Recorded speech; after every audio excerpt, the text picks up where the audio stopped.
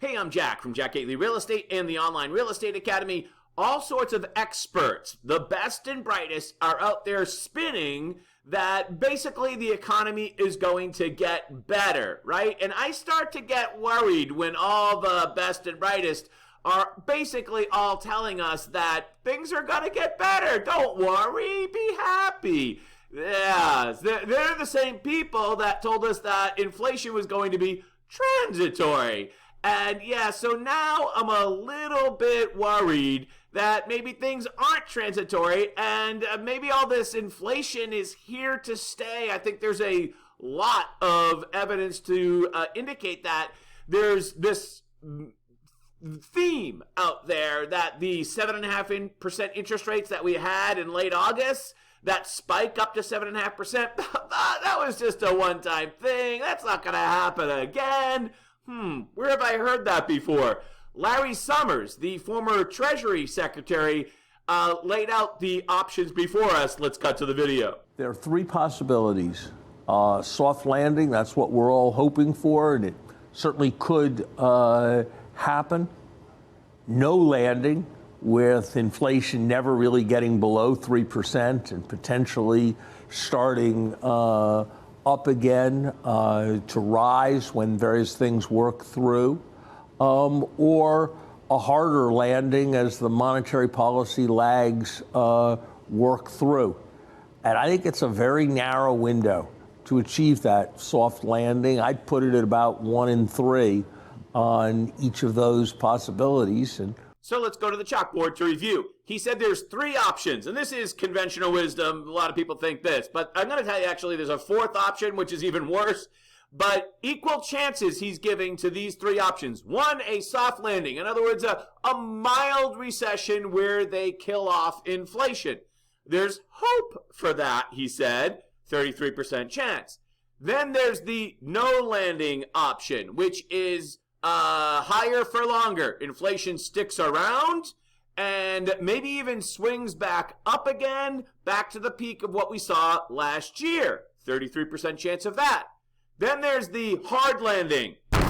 Yeah, that means deep recession, and that's very painful. In other words, the Federal Reserve Bank over-raised rates and really hurts everyone. So I'm not a mathematician, but I can tell you that all 3 of these things are bad. Option 1 is less bad, but I can also tell you that, according to Larry Summers, there's a 2/3 chance, 66%, if my math is correct, of either a no landing or a harder landing, neither of which are good. And then there's option 4, which Larry Summers didn't suggest, but that could be a recession and inflation. That's known as stagflation.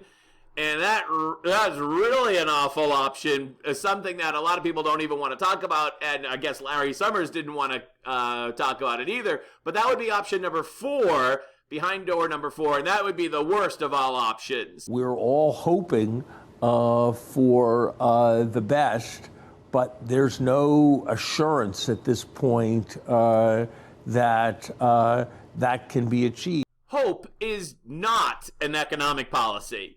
I think it's conceivable. It's not what I'd predict, but it's certainly possible that they'll have to move more than once. So what he's saying here is that he thinks there'll be at least 1 additional rate hike, and that it's a reasonable prediction. He doesn't think it's true, but it's a reasonable prediction that they might actually raise it twice, and that the current marketplace isn't even conceiving that, and then that everyone is a little bit over-optimistic. The market, I think, is over-discounting that possibility. But it's a very difficult situation, and I think people need to be very careful about declaring victory. And that's what I'm talking about. Remember when all the best and brightest, everyone, our leaders told us, oh, it's just transitory. Never you mind the price of eggs. Everything's transitory. Don't you mind that. It's going to go away real soon. More room for negative surprise than positive surprise. More room for negative surprise than positive surprise. Which brings us back to our chalkboard, of course. If each one of these has a 33% chance of happening, then that's, again, a 2/3 chance of a really bad outcome. not even including option number 4, which is a combination of option 2 and 3. So if you're looking at interest rates at 7.25 or 7.5 and you're like, oh my God, I'm not paying that, understand that in the course of decades, that's kind of more like the average rate. That's the average rate. And if you're looking at those and saying it could never go higher than that, what makes you say that? And if you think they're really bad at 7.25, wait till they quote you 8.4 or something like that, which is conceivable. I never thought that gas could go above $1.50. Right? I never conceived of that until we had a giant hurricane, a lot of other things, and then all of a sudden gas was $1.80. And now gas is approaching back to $4, and in some places is well over $4 a gallon. And I remember when it hit $5, I couldn't believe it. But things go up and down. And if your perspective in the housing market is just, say, 15 years, if you've been looking at this market during your adulthood for only 15 years, you've lived in a low interest rate bubble that is an it's an anomaly. It's an anomaly. And things are about to get normal again. Things actually are normal again. Back to the median. And we're going to have to get used to it. All right. In the next video, I think we're going to actually cover where this is actually hurting real estate markets. But until then, I'm Jack from Jack Gately Real Estate and the Online Real Estate Academy.